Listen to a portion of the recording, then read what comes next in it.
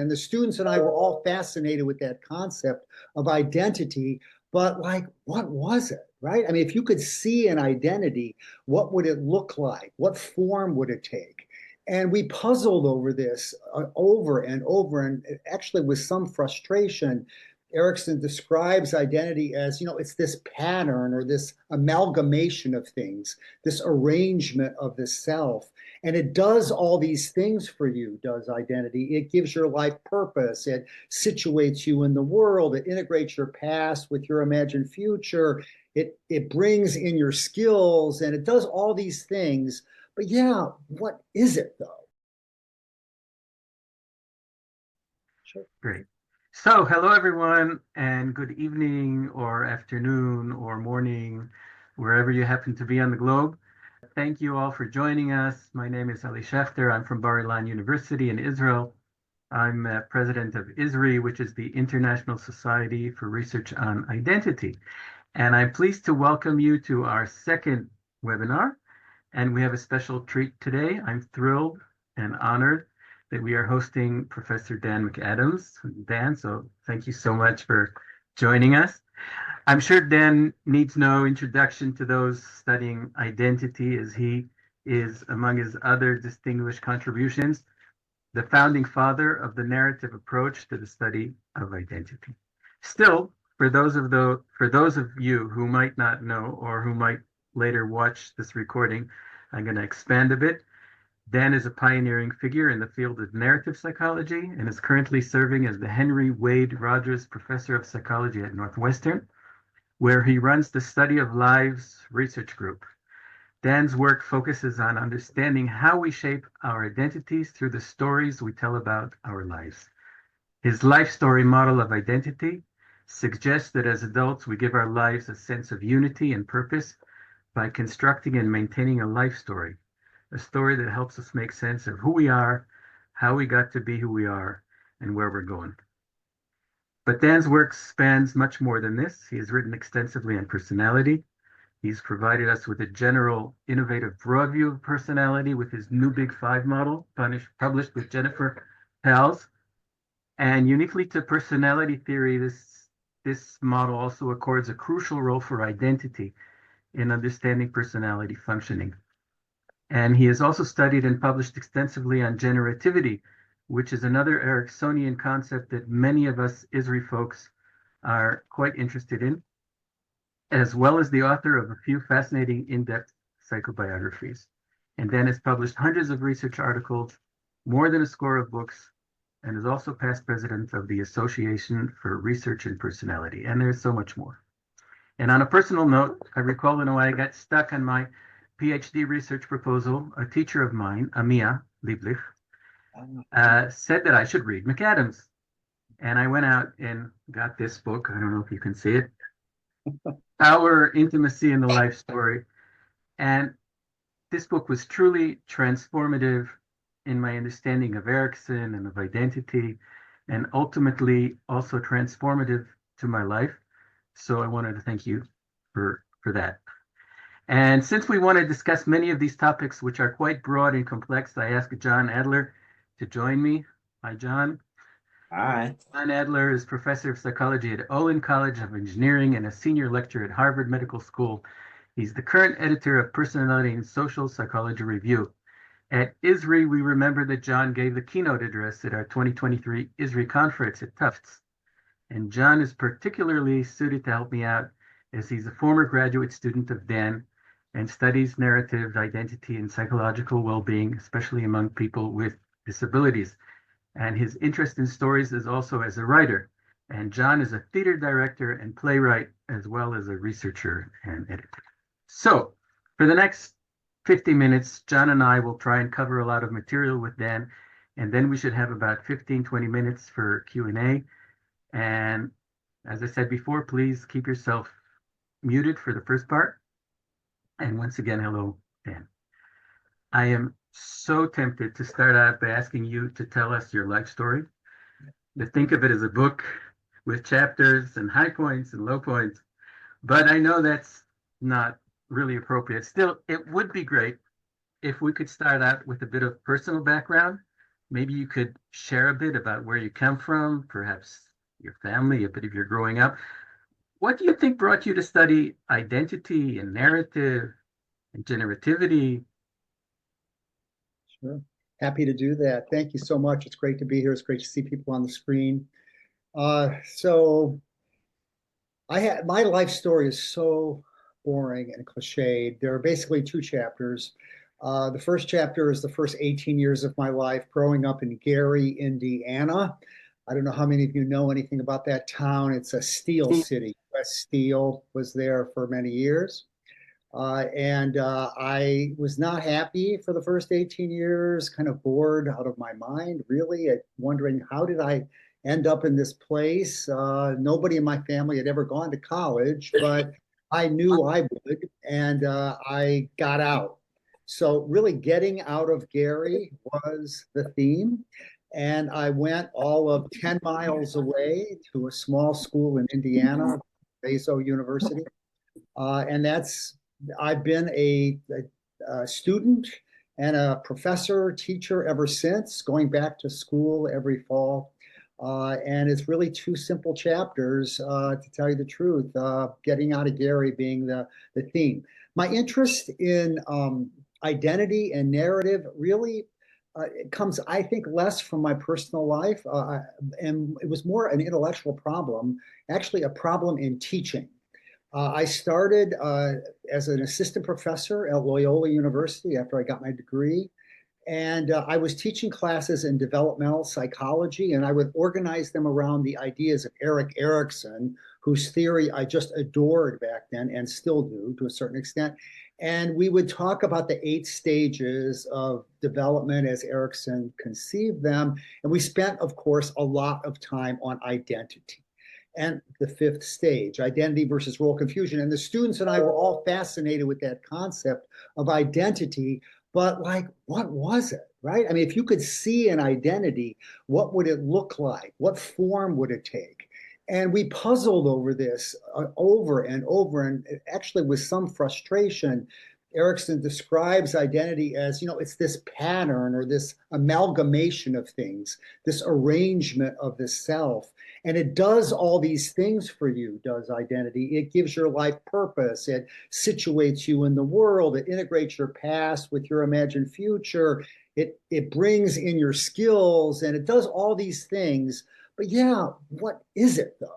And eventually, somewhere along the way, it occurred to me after I was teaching these classes that, maybe it's a story. Maybe that's what identity is. Maybe that's what Erikson should have said. He never said it, but maybe he should have said that identity is like a narrative, a little novel in the head.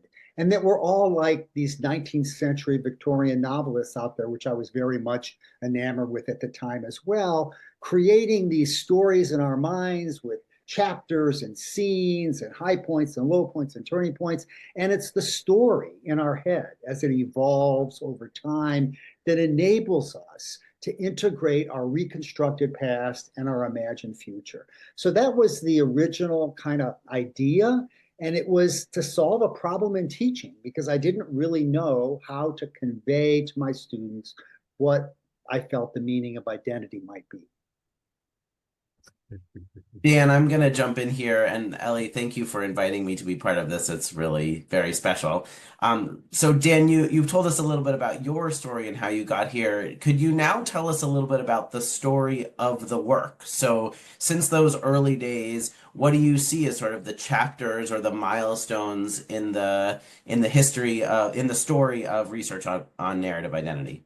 Yeah, it's a great question, and it has changed a lot. This all for me was happening in the 1980s, early to mid 1980s when I was teaching these classes. And at the time, I was reading widely in psychoanalytic theory, was enamored with Freud and the psychoanalysts following him.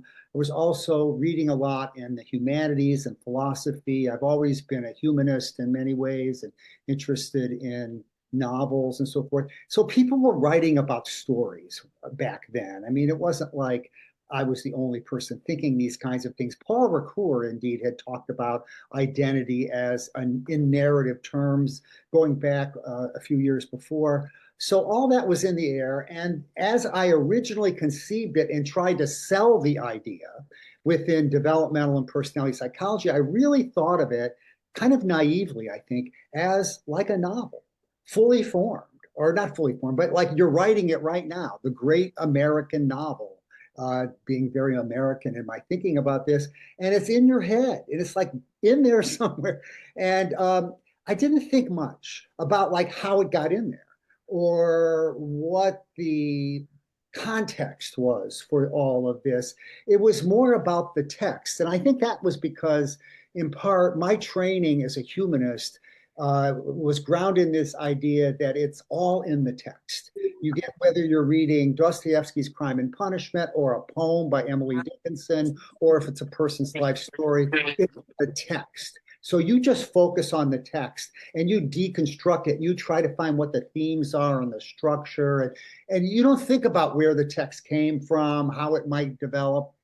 So later, with my own thinking, and especially with other colleagues in the fields of developmental personality, social, clinical psychology, with students and so forth, in the 90s and in the 21st century, much more of a move towards thinking about how life stories are situated in contexts, right?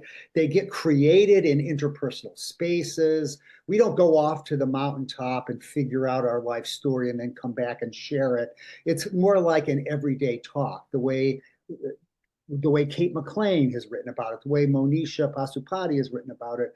Many others have written about the contextualization of identity, and with culture being a huge mega context for the development of it. So that I came around to that idea too, eventually in my own work, focusing on the stories of redemption in American society and the cultural features of those kinds of narratives where people describe their lives in terms of being delivered again and again from suffering to an enlightened state.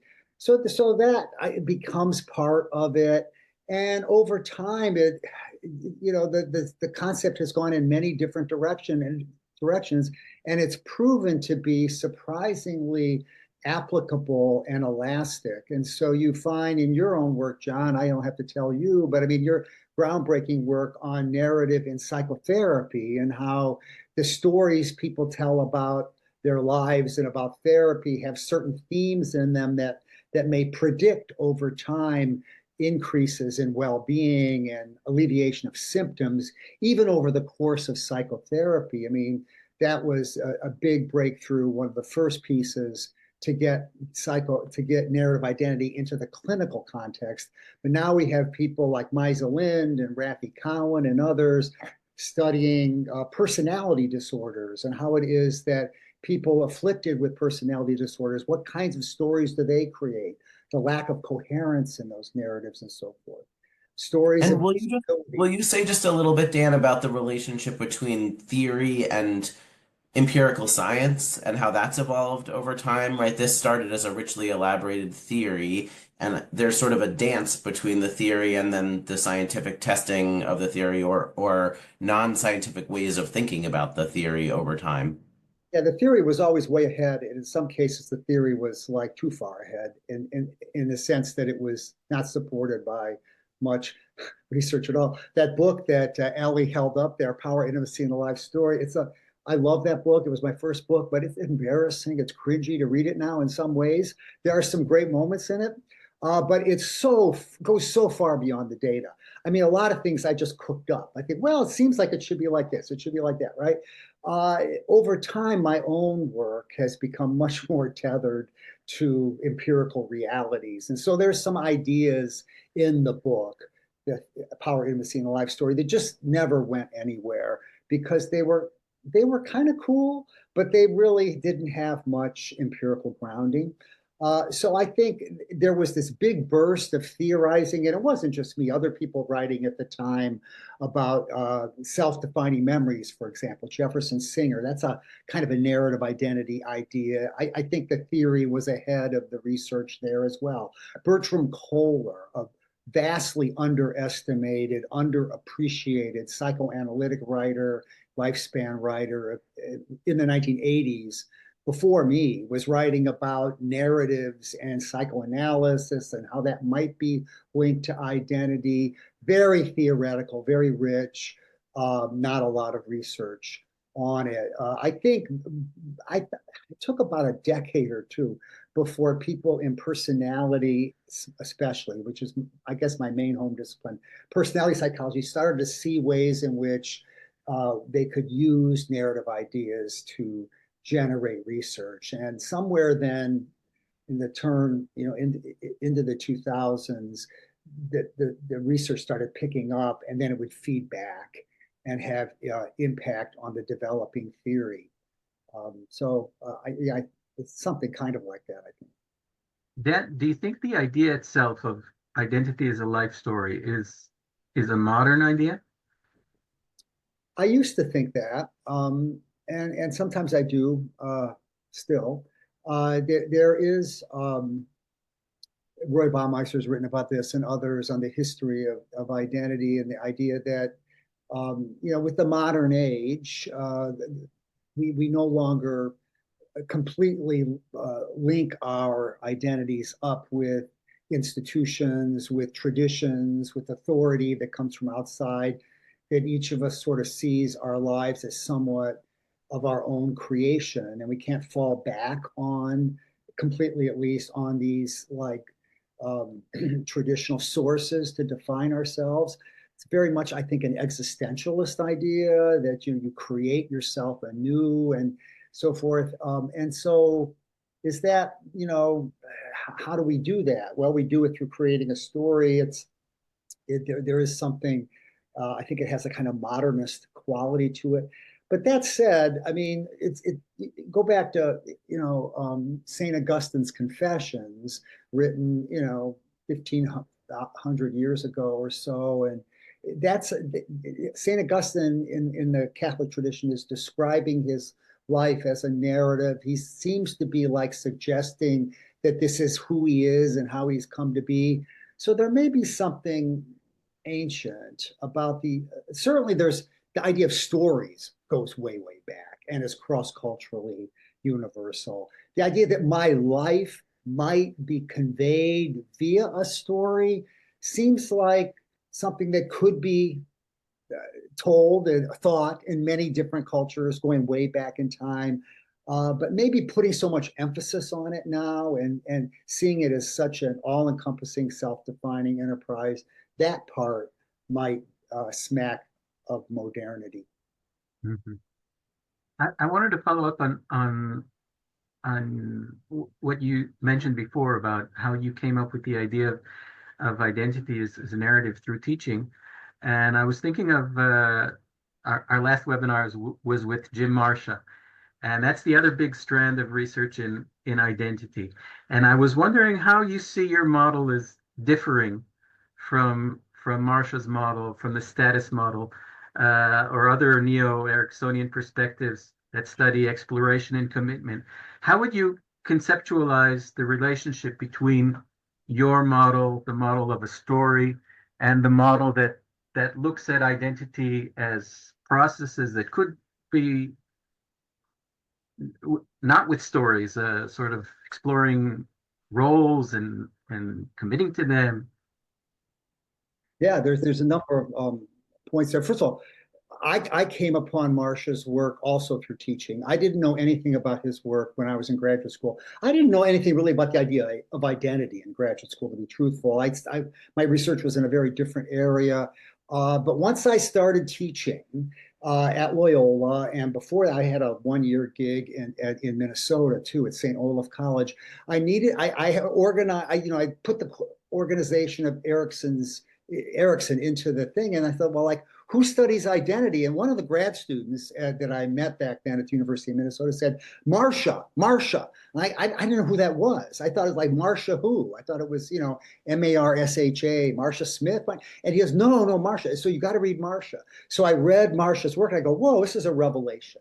I mean, he actually operationalizes Erikson. I didn't think anybody could do it. And so I became a Marcia convert pretty quickly. I loved the work on exploration and commitment and so forth. And of course, I've always admired it since. I think the difference between what that tradition is doing and what I'm doing is that it's more about process, and I'm a little bit more about product. At least that's how I was at the beginning. And that is to say, I'm interested in what comes out of the process. What does the story look like? What are the structural features? What are the content dimensions of a person's life narrative? Realizing, of course, that a life narrative is never like fully formed. And I don't want to, sort of make it like as if it's a thing. I no longer see it as this self-contained novel in the head. It's more kind of in the spaces between people in and out of consciousness and so on. But at any given moment, you can find structure, you can find content. So I think that's one difference. There are so many ways to consider identity. I guess in terms of my general historical purview on it, I see Marcia and my own work and work in narrative as coming from Erikson, kind of in one way or another. Indeed, for me, even. I mean, Erikson was the touchstone for this, and I spent a lot of time trying to find in Erikson somewhere where he said identity is a life story. Back then, I thought that I need that. Like Erikson was sort of the holy gospel. And I was like interpreting it, right? So I had to find proof. Well, Erikson never said it, but he comes close. Like in Young Man Luther, there's a section where he goes, well, if you're going to be an adult, this is what you have to do. You have to think about your life in retrospect and prospect, right? Whoa, the past and the future. And he kind of puts them together like he gets really close to saying that identity is like a life story. So I see my work as connected. I see the narrative tradition as going back to Erikson. But then there's a whole nother one. I think of George Herbert Mead as being kind of the source for the other one. Maybe they both come from William James. So you got William James way back, and then it splits off. Erikson goes south, Mead goes north. And then there's all these social psychological approaches to identity, gender identity, roles that I think fit nicely with Mead. Erikson, though, no, not so much. Erikson, in my mind, he raises up the ante. He makes identity a big deal and hard to develop. It's not enough just to know that, I'm a male and then I'm white and then I'm a certain age. And I have to have a way of construing all these things into a meaningful pattern that gives me life unity and purpose. Mead never said that, as far as I know, and that kind of standard that Erikson set raises the stakes when it comes to identity. So I see Marcia, I see the work on narrative as coming out of that Eriksonian line. Mm-hmm. And what about another tradition which doesn't have quite the same dominance as the identity statuses approach, but the sort of difference between what has come to sort of colloquially, or Michael Bamberg calls big stories and small stories, right? Because the narrative approach is mostly invested in big stories, high points, low points, turning points. It doesn't mean they are objectively, major moments. They could be very small moments that have great psychological meaning to them, versus the small stories that we tell, over the dinner table every night. How do you think about the relationship? How has your thinking evolved about the relationship between big stories and small stories? I think initially I saw the distinction is between modernism and postmodernism, actually. I kind of imagined the life story as sort of a late modern project. This goes back to Elli's question earlier about modernity. And Giddens writes about this, Charles Taylor as well. We have this project in the late modern age of figuring out who we are, and one way to do it is through a narrative. So I see that as a big autobiographical adventure that people are on. And to me, it's exciting and dramatic. The small stories, it's more about the everyday quotidian features. And Bamberg and folks who focus on the small stories, it's all really interesting if you want to understand, and it's important to understand the narrative texture of everyday life and the shifting kinds of back and forth between people. A lot of this comes out of communication studies, I think, and so forth. So how do people relate to each other in the moment? They tell stories. Are those stories like big projects in the mind, the way the narrative people talk about, the narrative identity people? No, they're not. They're what work in the moment. Sometimes narrative identity gets into the mix, but often not. And I just think it's a mainly kind of a different thing. And I don't know if it's as much about identity as Michael Bamberg and others argue. Maybe it is, but for me, it's never grabbed me. I guess maybe because I've just got too much of that Erikson in me. It's never grabbed me as being so psychologically revealing. But I'm biased. I mean, there's a great deal of richness in the everyday quotidian particulars. But I don't focus on it. Other scholars do. More power to them. Okay, maybe we can zoom out a bit, and I know that you saw identity as formative in your broader picture of personality. So maybe you could spell out for us what particular role you see for identity in the broader understanding of personality and of society. Could we understand personality without identity? I know that many study personality and they never think about identity, or they think it's really something superfluous. I don't know how to pronounce it. Uh, um, what arguments would you make for that? Yeah, it's a question that's at the center of my career. I wasn't quite aware of it all the way along the line. I mean, I was groomed to be a personality psychologist as well as a lifespan developmentalist, but personality was always primary. And then when I started thinking about life narratives and doing interviews with people to get their ideas about their life stories, which I think, by the way, at the beginning, I was calling them developmental mythologies. I've gone back to my notes and I would write these personal myths, developmental mythologies. I wasn't thinking about it as a person, as being part of personality. I don't know how I was thinking about it, to tell you the truth, but I approached it the way a personality psychologist would, and that is, where's the variation? What are the individual differences? From the get-go, I was interested in the differences between different people in terms of their stories. This story is a tragedy. This story is a comedy, that kind of thing. Agency and communion, how stories differ. So that was kind of a personality approach to something that to me didn't seem like it was necessarily part of personality. It was something else. It was identity. So I studying it for a while, and then things were happening in the 80s in personality psychology, which I was very invested in, but I wasn't participating as much in all of this. At the beginning of the 1980s, late 70s, the idea of a personality trait was under assault. And many smart people back then basically thought personality is a myth because traits aren't really real. They don't predict behavior. They're in the minds of people, but the data don't support cross-situational continuity. Well, that all turned out to be bogus because by the end of the 1980s, research had been presented to show that traits are something that you have to deal with. They really do predict stuff, and not just little things like, trends in whatever, the way you speak, but big stuff like death, right? High conscientiousness is a good thing to have because you live longer. Now, not everybody, but there's lots of data. Divorce, marital quality, quality of life, personality traits are something to reckon with. We knew that by the end of the 80s. At the beginning of the 80s, we thought they were like Santa Claus or the Easter Bunny. So in that decade, huge changes in personality psychology. The Big Five emerged as one organizational scheme for traits. So while this is all going on, I'm studying life stories. And then now that personality traits have started to kind of like get some credence, I'm thinking, whoa, that's great. That's great for the field of personality because it frees people up like me to do other cooler things than study traits. Because when all is said and done, traits are not that interesting to me, even though they're important.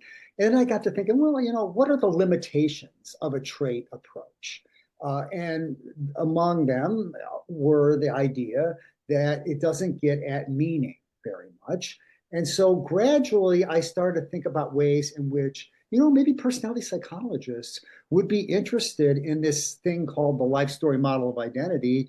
And maybe, in fact, I could market it. And I wasn't thinking quite that crassly, but I was thinking kind of like, how do I brand it? How do I get it into personality? Like, I'll just say it's part of personality. Like, because everybody seems to think traits are good, but that we need more. So what's the more? Well, what the part of the more is eventually I developed the notion that, well, there's like 3 layers. There's the traits, but at the second layer, there's more. And that's things like values and goals and so on. What I call the person from the perspective of the agent. The first level is the actor, social actor traits, motivated agent, goals and values. And then there's this third layer of the autobiographical author. So it's like actor, agent, author. What's the author? The author is each of us creating our own narrative identities. And it seems to me that if you knew those 3 things, if you had data on those 3 features of a psychological makeup, a person's traits, their motives and goals, and beliefs that support that, the motivational infrastructure, and the life story kind of layered over, that to me, that's a very satisfying, intellectually satisfying and elegant, like, conception of what you need to know a person well. So in 1995, I wrote a paper, What Do You Know When You Know a Person? And I made the argument, 3 things. They're among others, 3 psychological things that personality psychologists are interested in: traits, motives and goals, stories. And so that's kind of how that came to be. And at first, nobody listened to it.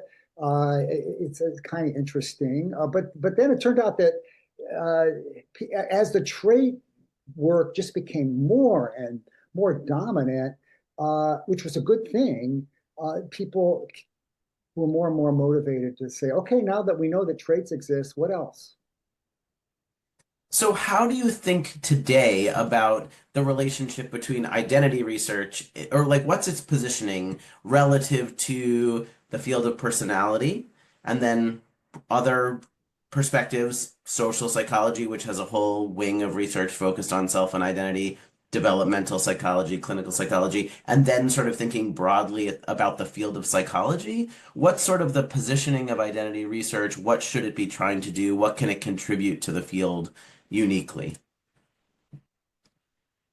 I haven't, I don't feel that I have a comprehensive enough sense of identity research across the board to answer your question well. The identity research, as with this society, the International Society for Research on Identity, and it's just mushroomed and broadened out in so many interesting and different directions, and that it's kind of hard for me to position it. I think personality psychologists are sometimes a little bit flummoxed in their thinking about identity. Go, well, okay, now traits. Why isn't that identity? I mean, isn't identity who you think you are and like how the I sees the me, going back to William James? And traits are, when you rate yourself on traits, you engage in an I me psychological game, like, oh, I'm an extroverted kind of person. I tend to be a person who likes parties. I'm maybe not so conscientious. And so that's all self-report. So isn't that identity? And like, well, like it might be if you kind of like prioritize it in your thinking about who you are spontaneously, I guess. That would be one way to think about it. But given that even though I am an identity researcher from the narrative side, I still have that personality stuff in me. And so that's kind of where my focus typically is in terms of like understanding how the field is structured. So So say a little about narrative identity vis-a-vis personality, social, clinical, developmental, and then psychology more broadly. yeah, I think it has, my original work appeared in personality journals, but I have typically found that the developmental psychologists are usually easier to persuade that this is a reasonable approach. I think partly because it doesn't bother them as much as it does, say, personality psychologists, that narrative identity seems to be kind of uh, hard to pin down. And to the extent you can pin it down, it doesn't seem to stay in place very long. It moves a bit. And so, there's some longitudinal research that suggests that over time, the themes that you find in a person's life story, there may be some staying power, right? Down the road. It's not like your story changes, like transformed into something completely different. There is some continuity, but nothing close to what the strength of continuity you get with dispositional traits or even values and so forth. And so personality psychologists, that makes them a little bit nervous, right? Because how much staying power do you have to have before we think of it as part of personality? But developmentalists, typically that doesn't bother them. They like the idea of flux and change and so forth. Social psychology, I can't quite figure how my work connects at all. Um, I, I, I, I see overlap sometimes, but I'm not sure social psychologists actually kind of draw on my work all that much. It seems like the narrative stuff has found more congenial um, uh, researchers in clinical to a certain extent, and cultural psychology, political psychology. People talk about narratives and so forth. Um, so yeah, I don't know if I'm answering your question really well, but I kind of see it, the narrative idea diffusing out in lots of different directions and so on. Criminology, one of my former students, Shad Marunia, pretty much pioneered the study of narrative in the area of criminology, desistance, how it is that people after a life of crime turn their lives around, they create these stories. He documents it. He talks about using narrative interventions in rehabilitation with criminals. Narrative therapy connects us to clinical. Dan, perhaps I can phrase the question a bit differently. You spoke about the beginning of or about personality in the 80s, about how traits, were they predictive or weren't they predictive, and then they came out as being predictive and prevailed. Does adding identity add to our ability to predict behavior? What does the empirical data say about if we know a person's story, will we be better placed to predict how he behaves and what choices he makes in life, Yeah, etc.? sure. So John Adler is arguably the best source on that. His paper in Review of Personality and Social back in 2016, or a review paper with others, shows that the themes and structures that we identify in people's life stories are predictive of important life outcomes like psychological well-being, even when you control for the effect of traits. So we have data, and there's lots of examples of this, showing that the structural and content features, the variations in narrative identity that personality psychologists like me are interested in, are predictive of things we care about. That said, that was never my main reason for studying life stories. And if I had to like make I was always interested in it more from the standpoint of like, well, how do people make meaning out of life? Because that just in and of itself is an important thing to know, even if it doesn't help you predict what they're going to do tomorrow. And indeed, if you want to predict what somebody's going to do tomorrow, right? I think you have to forget the life story. I mean, that's such a labor intensive thing. If that's all you care about, like what is a person going to do tomorrow at 3 o'clock in the afternoon, then you want to know what's happening situationally at 3 o'clock tomorrow afternoon. But also, it helps to have some rudimentary understanding, excuse me, of the person's dispositional traits. And so, traits and situations, right? They interact, and you can predict behavior, okay, to a reasonable state. And most personality psychologists, that's mainly what they care about. In fact, some of them are so extreme when it comes to that, and this has become a thing lately in personality, that they're actually willing to dispense with the latent idea of a trait and just find the questions that predict. Like, okay, so it's not extroversion. It's not even part of extroversion. It's what they call the nuances of the trait. And that might be like 2 items that come out of the extroversion scale. You pull those 2 items out, and that'll help you predict tomorrow, Thursday at 7 o'clock. And that's all we care about, is predicting tomorrow, Thursday at 7 o'clock. So those 2 little items help us do that. And that's how we go about studying personality. I mean, it's just like prediction, specific prediction of specific outcomes. So that's not, I mean, that's not what narrative identity is about, but it is good to know, nonetheless, that narrative identity does enable us to predict some important trends in life above and beyond the effects of traits.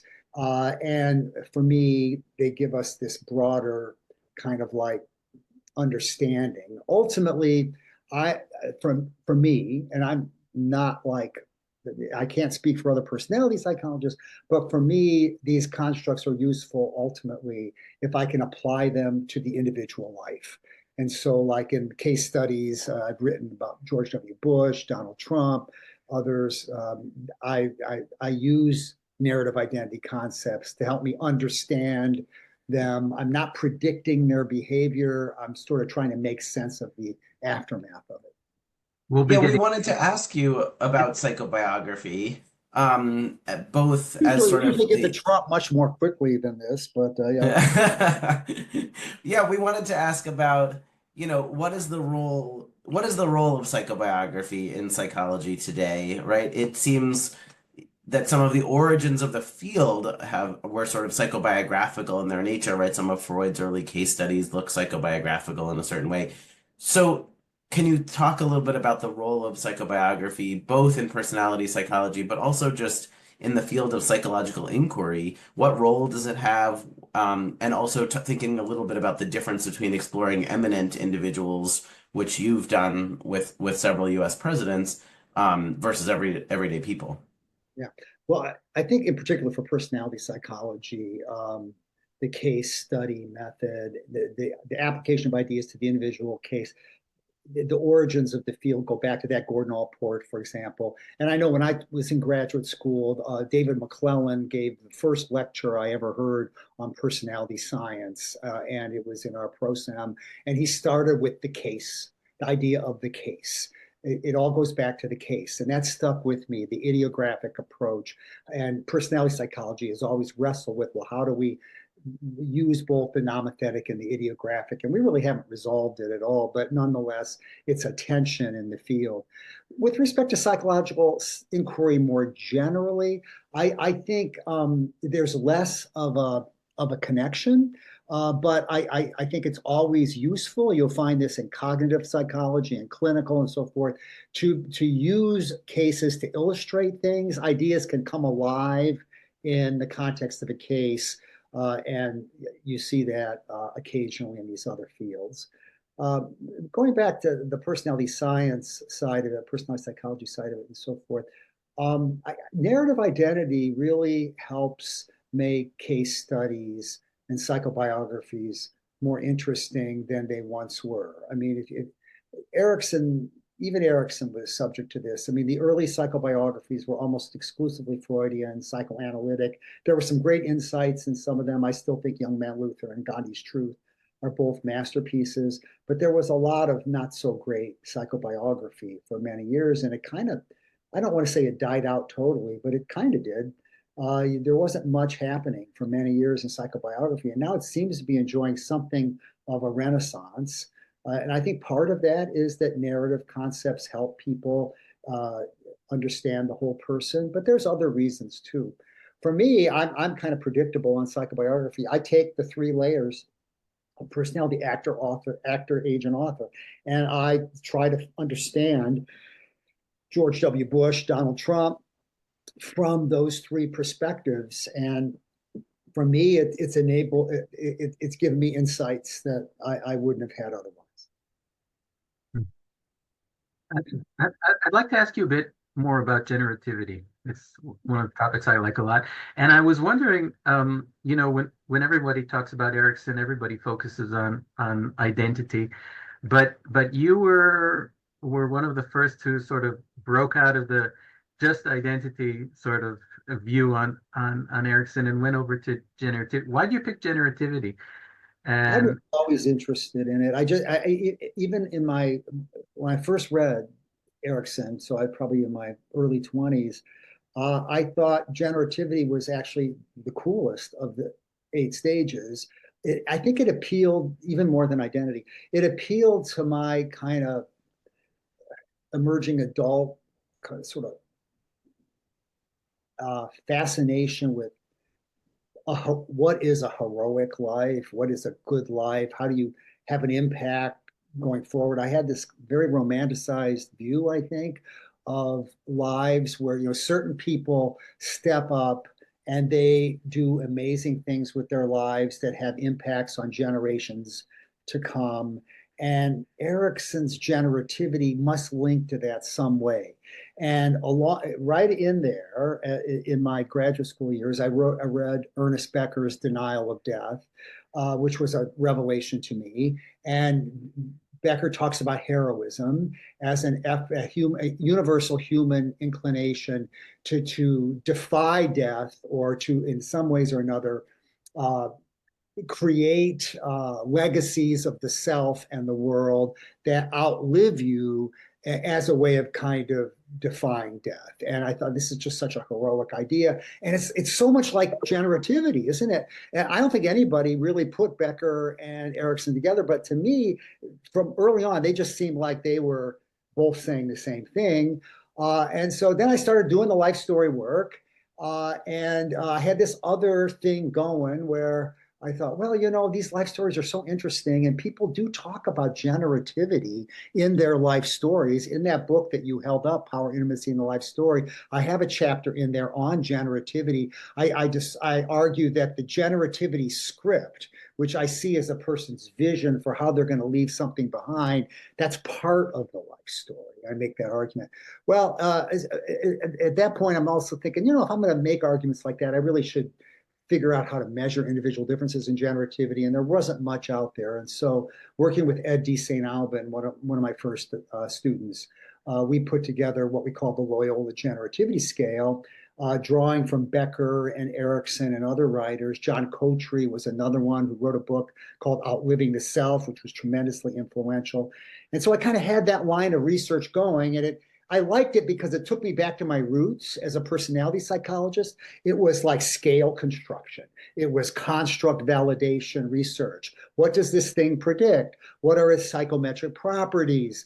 Is it, reliable over time, and so forth? So we developed a program of research on generativity with a kind of Becker heroism flair in there, giving generativity maybe a little more oomph and chutzpah than it might have had just with Erikson. I always thought Erikson kind of made it sound so soft and sweet, and I liked Becker's edginess, and I thought that you put those two together because generativity really is edgy, but it can also be soft and sweet. It's got a kind of a contradictory feeling qualities as part of it. And so I developed that line of work with students and so forth. And then eventually it came together when we asked the question, well, what kinds of life stories do highly generative American adults tell? Answer: redemptive stories. I mean, that ultimately became the answer. It took decades to figure that out. And so the two came together that way for me. follow up on that. you did study highly generative individuals, but Erikson saw the generativity crisis as normatives, that everybody goes through it, even not highly generative people, just plain people, and they struggle with finding their own personal solution to the conflict between generativity and stagnation. And I was wondering what you could tell us about the normative uh, development of generativity. Why is it difficult for certain people? Why do they go through this? Why do they need to go through this period of stagnation? If you have any insights on that. Yeah, I think it's a great question, and it may be unexplored or relatively unexplored in the literature. So you're kind of talking, I think, Ellie, about the course of generativity. And so, like, if we follow a person's career in generativity, it's going to ebb and flow. Erikson talked about, you might feel that there's a place for you in the world as a generative agent for a few years. Maybe, you step up in your work or in your family in some way, or you find yourself in a situation now where you're having an impact, or you're challenged to have an impact on the next generation, and you've got the right skills and it's the right situation, you're able to do it, and then life changes. You're not in that role anymore, and so then it ebbs. And it might be that you feel frustration because you feel like, well, I want to be generative. I have things to offer. I have something to give, but nobody appreciates it. Nobody wants it. It's not the right time. There are so many different ways, and I think Erikson was really pretty astute on this. So many different ways that generativity gets squelched in life, and I think research needs to kind of track that out.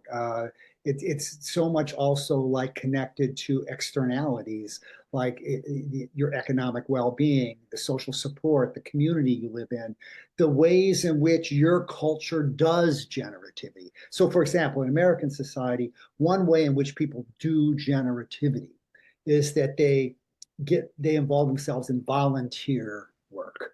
That's kind of a thing here, partly because our government doesn't provide so much for our citizens. And so people have to kind of step up in community groups and so forth and do their generativity that way. That's not how they do it, say, in so much in Sweden or in Norway. There are different ways to do generativity. And it might be that your ways of doing it don't fit what your culture wants, right? Another thing in American culture, or at least in the circles I run in, church for Christians can be a place for generativity. I have a lot of friends, I guess I put myself in this category as well, who attend religious services who don't really have the beliefs, but they do it because in these religious contexts, there are opportunities to have an impact on the younger generation and to meet the younger generation, and generativity happens in these contexts. So I think there's lots of different things that can be said about generativity and the course of it. My own research, I think, has been a little bit anemic in this regard. I haven't really looked at these questions very much. It's much more simplistic in that I'll give our generativity questionnaires. We'll find that some people score high, some people score low, a lot of people in the middle, almost as if it's kind of like a trait, even though I don't see it quite like that. And at any given moment, we have a snapshot of variation in generativity. And then, okay, I'm going to zero in on the life stories of the highly generatives and compare them to the lows or something like that. But that's getting at the what stories support a generative life, or what stories, by contrast, are associated with a non-generative life at a given point, and so on. But it doesn't follow the course of it. It's kind of like the distinction between the narrative tradition and Marcia. Marcia looks at the process. The narrative tradition is more about the product, or at least the way I do it, it is. And I think that's kind of how it is with generativity. We need to look more at the process. And I don't feel that I've done enough of that in my work. That said, people who score low on measures of generativity in our data have a lot of problems that go beyond generativity. It's associated low generativity with depression, with a number of other negative things. And the stories they create, they're very powerful stories, but they're the opposite of redemption. They're like contamination stories where things start out great and then they go bad. And another thing that they show, these stories of people who are suffering, you might say, from low generativity, if we can talk about it that way, these stories have a kind of circular quality to them, where the same old problems come up again and again. So at age 20, I was dealing with abusive men. And now at age 40, I'm dealing with, you guessed it, abusive men, but they're different abusive men. And the abuse is different. And I just use that as one example. You could talk about it in terms of one's life work, right? And in my 20s, I was struggling to be recognized. Nobody recognized me. And I have a chip on my shoulder about it. And now in the 40s, I've got a different kind of chip on my shoulder, but I'm still kind of going around in the same circles. So those kinds of vicious circles show up in the stories of people who score inordinately low on our measures of generativity. Dan, we started by asking a little bit about your own story into identity. Will you say a little bit about your own story into generativity? Not so much how were you drawn to the study of generativity, because you've told us that, but how you think about generativity in your own life. As one of your former students, I've certainly been the beneficiary of it, so I'm curious to hear how you think about it.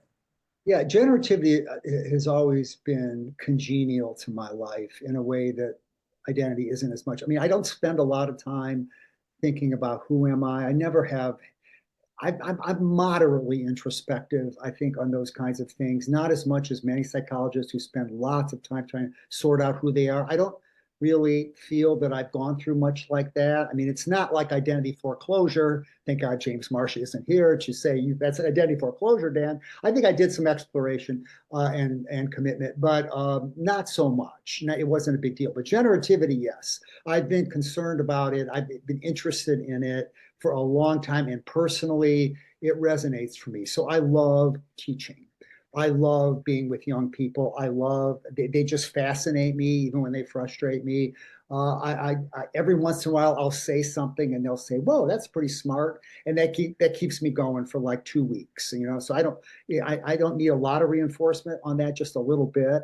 So I think professionally, teaching undergraduates is, I feel, the most generative thing I do. Second, working with graduate students, especially great to have brilliant graduate students. I've had some very fabulous graduate students, one of whom's on the screen here. And that's a much more as you know, John, a much more personal kind of thing. You get to know the student's life and so forth.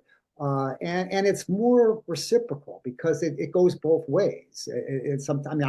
My students have sometimes taken on a generative role vis-a-vis me a little bit. So those two things. I have 2 children. I remember back at Loyola, right when I was finishing that. I guess was it then? Yeah, I think I was finishing Power, Intimacy, and a Life Story. Finished writing it like in 84, 85, and my firstborn was like a year old, and we had to fill out our end of the year assessment for the chair of the department. And they said, "What project are you working on right now?" And I remember writing, "My number one project now is Ruth." Ruth was my firstborn. And so, anybody who's been a parent here on the screen or listening or watching knows that, that just hijacks your life. And for better and for worse, it isn't all fun, but it certainly feels like among the most meaningful things that my wife and I have done, raised 2 daughters. So there's generativity there. I mentioned the church, political activity. I mean, I'm too obsessed with it, and I agonize over it, the elections and so forth. And I think part of that goes to generativity in some way. I feel, I think about this all the time. Like, okay, 30 years from now, how are people going to look back on this period right now? Or how are they going to see what's going on in the United States? And what about my grandchildren? How will they experience this? So this just comes naturally to me, this concern about generativity. And on the flip side, and I have had times in my life where I feel this, stagnation is a really horrible thing. So if, Erikson always has the negative, right? It's identity versus role confusion. Okay. Generativity versus stagnation. give me role confusion any day over stagnation. I don't want stagnation. That just sounds like the worst. Just being unable to like move forward. But I feel that sometimes. I mean, we all do, I think. And as you know, too much information, but you know, I'm getting old. Just in case anybody's wondering, as I get older, you do worry, like, God, you want to be generative, but you still have it, right? I mean, can you still have something to offer? And I think I worry about that a lot. We really appreciate you sharing that with us. I was fascinated of how you said that actually the whole concept of identity came from teaching, which is generativity. In other words, your students were pulling it out of you. That's where identity meets generativity. Okay, we had quite a few more questions, but seeing that we have a group here of highly interesting and interested people, I'm going to switch to the gallery mode and open it up for questions. Okay, John? Yep. I have something here in the chat. From Cassian Rockcliffe. Right. Could generativity be considered as the resolution of an identity dilemma of individuality versus sameness belonging? Is it perhaps the achievement of both, being recognized for what one brings as an individual that makes one indispensable to others? Yes. Generativity is therefore emergent in the meeting of these two identity demands. That makes a lot of sense to me. I like the way that's phrased. It's a little more nuanced than the way I have typically thought about it, or the way I used to think about it when I started my work on life stories. I imagined life stories as having, you know, a generativity component. It was somewhere along the way I wrote this quoting something from I think the Old Testament. I said identity is a jealous God. And what I think I meant by that is that once identity kind of becomes part of the game, once you start asking, who am I and how do I fit into the adult world, it sucks up everything, right? It just, generativity gets pulled in, all intimacy gets pulled in. So it's kind of like, you know, you're going along with life more or however it's happening. And then identity sort of says, here I am in your late teens and early 20s. Who are you? How do you fit into the adult world? Questions that made no sense to you when you were 10 or 5, but now they're like front and center. And it's not like you get them all worked out. I guess this is my one critique of the Marcia work, is that like once you've kind of worked it out, identity achieved, then what, right?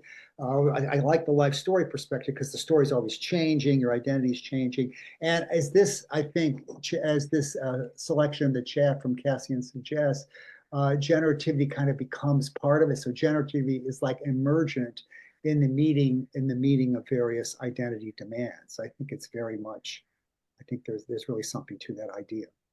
Yeah. Thank you. So there's another question right after that one. This comes from Georgios Viliorius, I think. Can you please comment a bit more about the relationship between narrative identity and narrative identity and narrative therapy? Well, virtually no relationship, unfortunately. And those narrative therapists out there, and I know some of them, they don't read identity research, right? At least not the same stuff that I read. Not that that's bad necessarily. I'm sure they read other good things. So the tradition of narrative therapy, it was developed with Michael White and Epstein, White and Epstein, 1990. I mean, that goes way back. That was their first book on narrative therapy. It was really brilliant understanding there. And they were doing some of the same kinds of things that narrative writers in personality and developmental psychology were trying to do. And that is to take this metaphor that the human being is a storyteller, and rather than applying it to the realm of identity and individual differences, instead apply it to the realm of practice. And so we conceive then of a therapist as like an editor who's helping you work on your story and so forth. And I always thought that was a really cool thing. You mentioned Emilia Lieblich, Elli. She and I and Ruth Ellen Josselson edited a book back in 2003, I think, or 04, on narrative and therapy. Healing Plots was the name of it. We had some people in the book who were from the clinical community. But for the most part, there hasn't, at least in terms of intellectual exchange, I haven't seen a lot. Mhm. I see Eshkol has a question. Eshkol, maybe you just unmute For and Eshkol's voice, because I know Eshkol. He's out there. I'm here. I just had a hard time. I see him. There he is. Hi, Dan and John. So great to see you guys. And Eddie, thanks for inviting me. So I think I remember being your TA about 30 years ago when you first started talking about those three layers of personality, and which you didn't at that time yet call, the actor, the agent, and the author. That came, I think, later.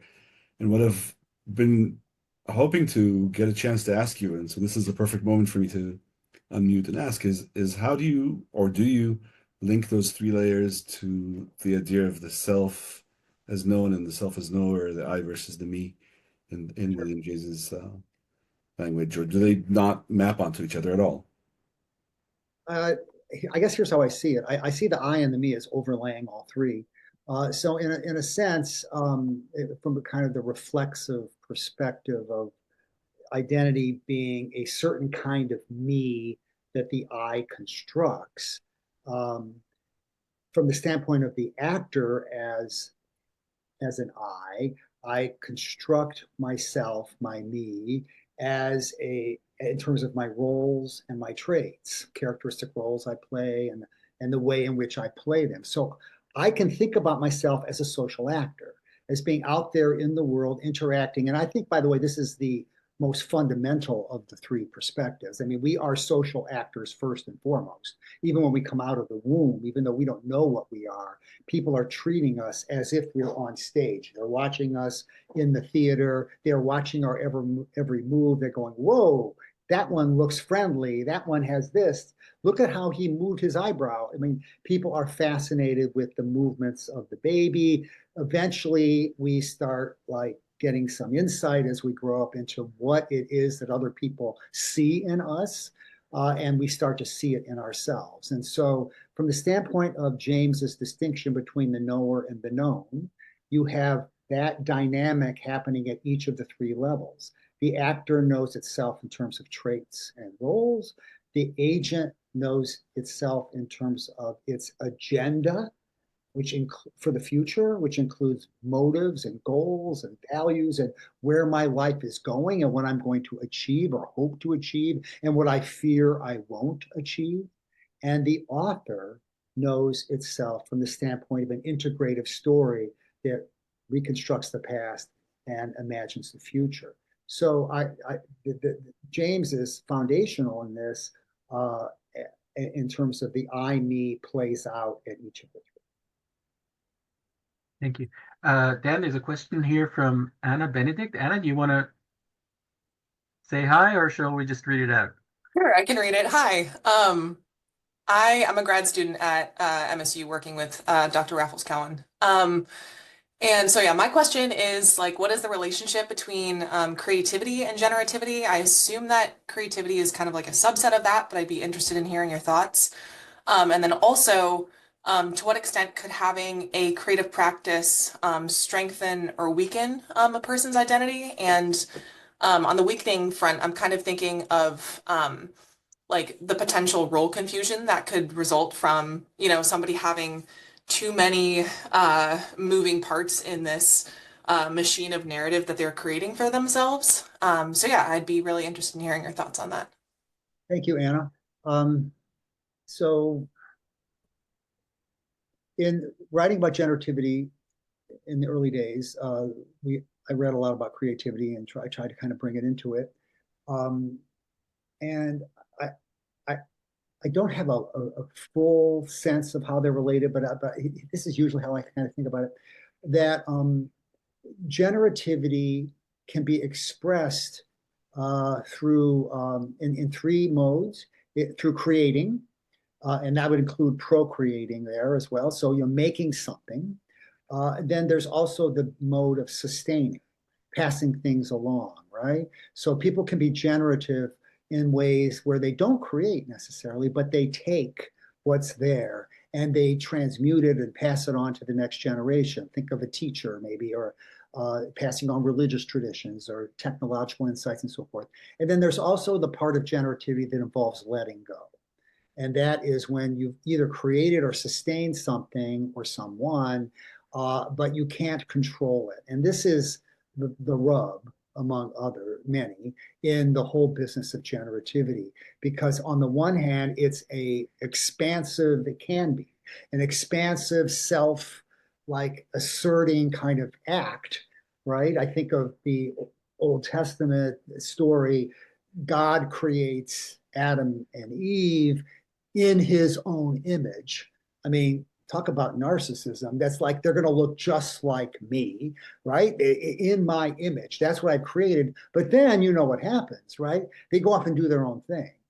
Now that's God's problem in that story, but that's a parent's problem in general. You can create things and they don't, the children don't do what you want necessarily. You can't control them. And indeed, you don't want ultimately to control them because they are autonomous beings or will be. And so there's this dance of whereby you let go of that you've created. And that's such a challenge. So I think of those three modes. They're very different from each other. So it's hard to kind of like, go beyond that in my thinking about it. I used to also think that highly creative people are more generative just because they're doing the creativity, but I don't know. I'm not sure where I want to go with that. I mean, I guess Picasso was extraordinarily generative in a way. He created things that nobody had ever created. They got passed down to the next generation. On the other hand, he was like really a jerk. And I don't think he cared a lot about humankind and so forth, but then maybe that doesn't matter. I'm not sure where I am on all of that. With respect to the second part of your question, does creativity give you almost like, if you're creating things and you're adding that to the whole repertoire of activities in your life, and you're trying to make meaning out of all of that in your life story, sure, it's going to complicate things. There's lots of moving parts. But I don't know if that's bad necessarily. I think you could see that in a lot of different realms. And we notice that in life stories, by the way. Some life stories are like a complicated Dostoevsky novel. They're like the Brothers Karamazov. There are plots and subplots and all kinds of different characters, and they contradict each other. And oh my God, is there any kind of coherence in that? And others are elegant and simple, and there's like one line of plot. I think of Hemingway and The Old Man and the Sea. It's a very simple story about a man who goes out and gets a big fish, but there's a certain kind of elegance to that. Which is the better story? Which is the better identity? They're just different. Then there were two more questions in the chat, and our time is almost up. So if you want to choose something, I see Kaylin also wanted to ask something. So yeah, happy to take the next one, whoever that is. I think is that Ursula or Sarah? What? I see Ursula Moffat's name here. Yes, Ursula and also Ishwar. Okay. Question before. The developmental foundation for narrative identity and trauma. Okay, the one up above that. I'm interested in the developmental foundation of narrative identity as I'm undertaking a dissertation on complex trauma. So in your view, what self-attributes and early experiences underlie the emergence of narrative identity later in life? So narrative identity is going to emerge unless you're Donald Trump, who doesn't have a narrative identity, but that's another topic and we don't have time to go into that. But that's the thesis of the book on Trump. But most of us create a story for our lives. So it's not an issue of like what happens in life to assure that you'll create a story. The issue is more like, well, how do these early influences shape the kind of story that will eventually arise? And I think you're very smart to like talk about this in terms of developmental foundations. Robin Feibush and Elaine Reese have written about the quality of early conversations between parents and their children, and how that can have an impact in the store down the road in terms of the stories that people tell about their lives. So there's lots of these early experiences in Power, Intimacy, and the Life Story, or the book I wrote after that, The Stories We Live By. I speculate, and it's all speculation, about attachment, like early first year attachment, the quality of that attachment, kind of providing a kind of unconscious template for the creation of a life story. I have no data to support that, but it just seemed intuitively obvious to me that if you come out of the attachment relationship feeling secure, like the world can be trusted and so forth, in some way or another, that's going to carry over into the kind of story you create for your life. So I think there are a number of different developmental antecedents, but when I think of them, I think of attachment, more speculative there, and then I think of the conversations and storytelling that children do with their parents and the family, where there is a lot of research, as being an important place to look. Dan, our time is up. We can go on if you want, but well, I'm happy to answer Ursula's question, because I know Ursula and I'm very fond of Ursula. I think I don't see you, but I suspect you're out there somewhere. I am. Hi, Dan. Hi, good to see you, Ursula. So, Ursula Price, I'm curious to hear how you think about the increasing examination of master narratives and other culturally anchored examinations of identity, in terms of how this work may or may not shift your perspective on agency in particular. Yeah, of course, we know that we all have agency and we are simultaneously constrained by our context, but I'm curious to hear if the growing body of work is shifting your thinking at all in terms of your narrative identity framework.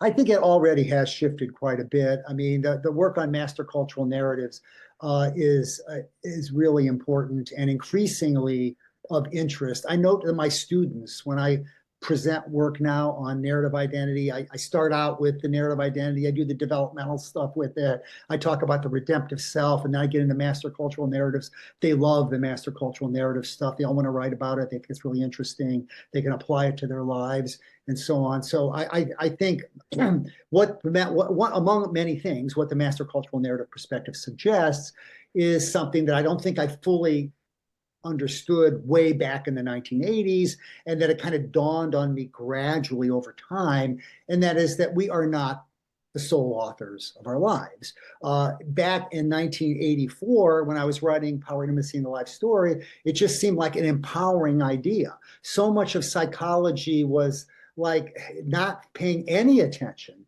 to the agency of the individual. I mean, you're just the victim of situations and so forth. And like, oh my God, it's got to be better than that. And so I saw the narrative identity originally as a way of empowering the authorial / agentic characteristics of human beings as proactive storytellers. And I still believe that. That said, culture provides us with a menu that we pick from. It also does more than just provide a menu. It shapes and coerces, and in some cases can squash, and in other cases reinforce our storytelling efforts. And so I see it as a dialectic, as complicated and nuanced. We are authors, but there's a lot of other authors involved. Thank you for that. And just really quick, I just wanted to note that it's really interesting that you basically just named that there was a master narrative at the time that you were resisting by focusing on author and agent. So that's very interesting to hear. So thank you, Dan. Okay, everyone. It's late, and we're overextended in the time that we asked from Dan. I really, really, really want to thank you so much for joining us today.